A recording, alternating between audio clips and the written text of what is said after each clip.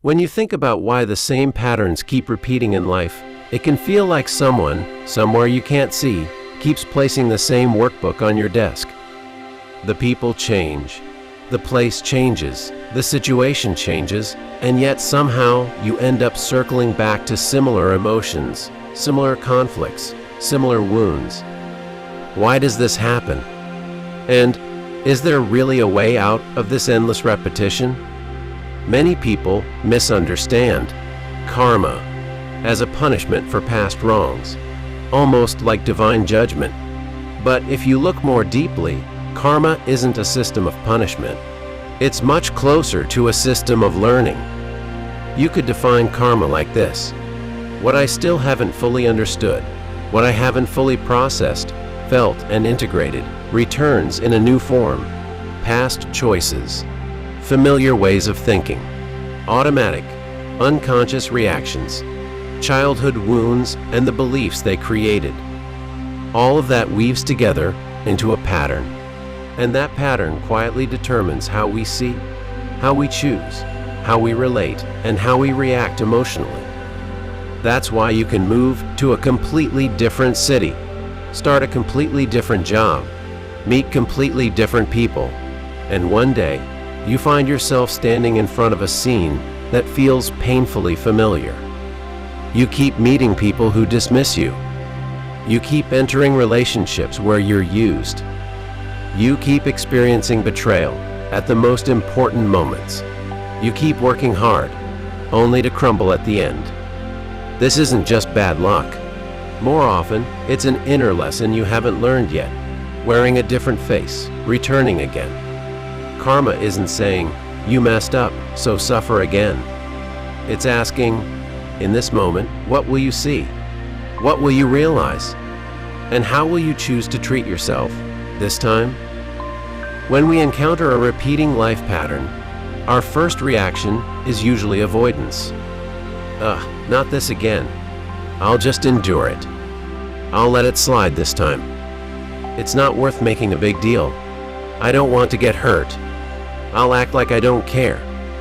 On the surface, it can look like we've avoided the problem, but inside, the emotion doesn't disappear.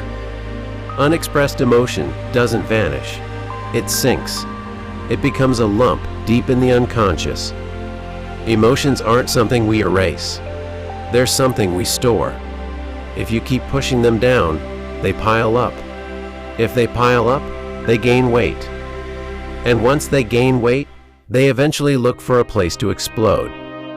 That's why the more you avoid it, the more intensely it returns, through stronger people, more extreme events, more painful situations. At first it's a little hurt, but when you suppress and avoid, it grows into rage, despair, betrayal, emptiness. When people say, "Why does it keep getting worse?" it's often not because the problem is getting bigger, but because you've been refusing to face it for so long. Life seems to say, "Until you turn toward this, I have no choice but to turn up the volume, because eventually I need you to stop looking away and really see." So why is it that even if you change jobs, change your circle, even change countries, you still end up living out the same pattern? Because the deepest part hasn't changed: the way you treat yourself and the beliefs you carry about yourself. If somewhere inside you live with beliefs like, "I'm not valuable," "I'm someone who will always be abandoned," "I'll never be truly loved," "I'm always less than other people," then you start seeing the world through those beliefs as if they're simply the truth. And when that happens, you're naturally drawn not to people who respect you, but to people who treat you carelessly. You feel more comfortable, not in healthy relationships, but in familiar, wounded relationships. When it's time to set a boundary, you stay silent. When you need to say no, you say, "It's okay." As a result, without realizing it, you behave and choose in ways that match what you believe, and you end up creating a reality that proves what you already assumed. Your beliefs shape your choices. Your choices shape your life patterns.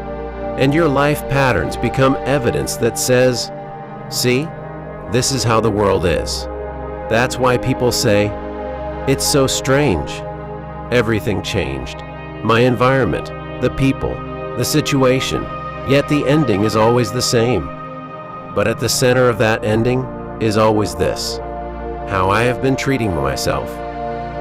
The truth is, repeating patterns aren't a force trying to attack you. They're closer to a signal trying to wake you up.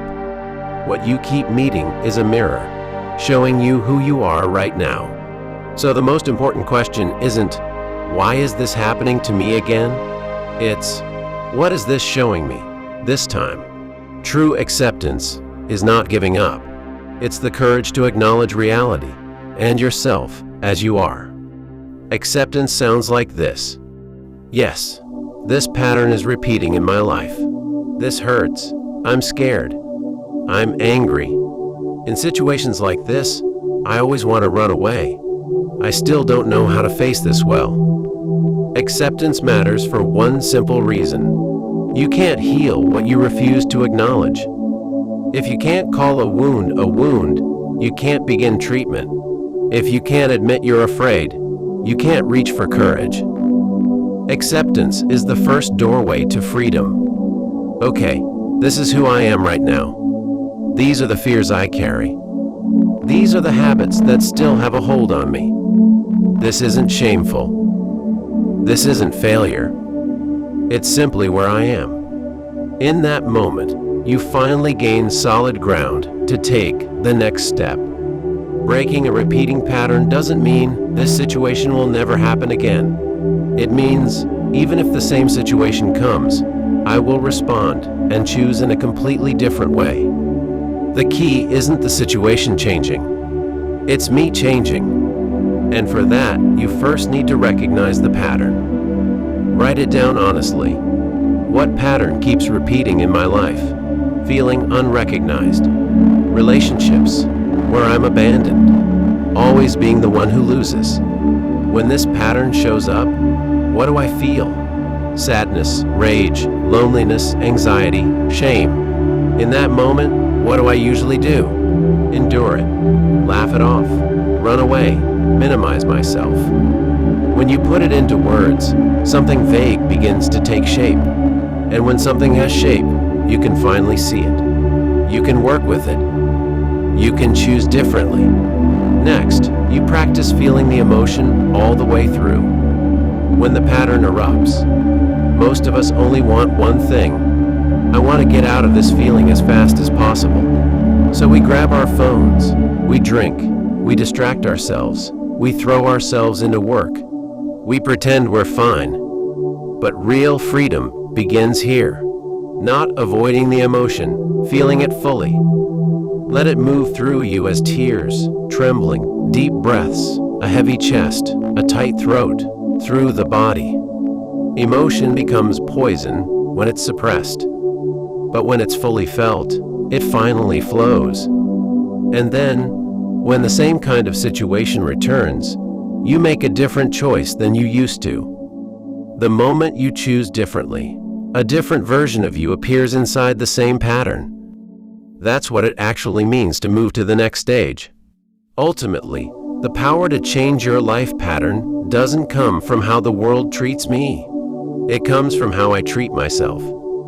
The more you respect yourself, the better you become at creating distance from people who don't respect you. The more you love yourself, the more you release choices that slowly destroy you. In the end, freedom becomes one clear declaration: I'm not going to live by abandoning myself anymore.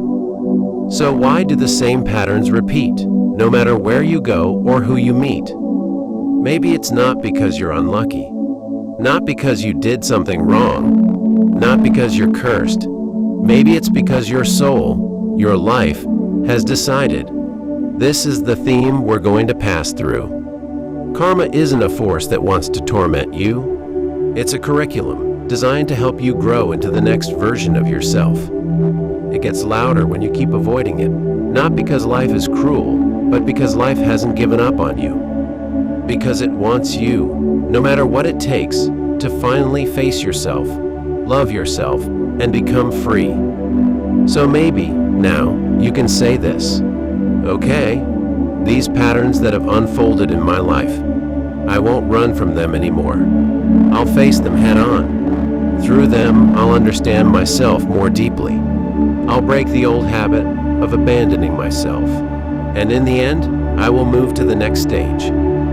The repeating pattern in your life isn't a prison meant to trap you. It may be an invitation, calling you toward deeper awareness and wider freedom.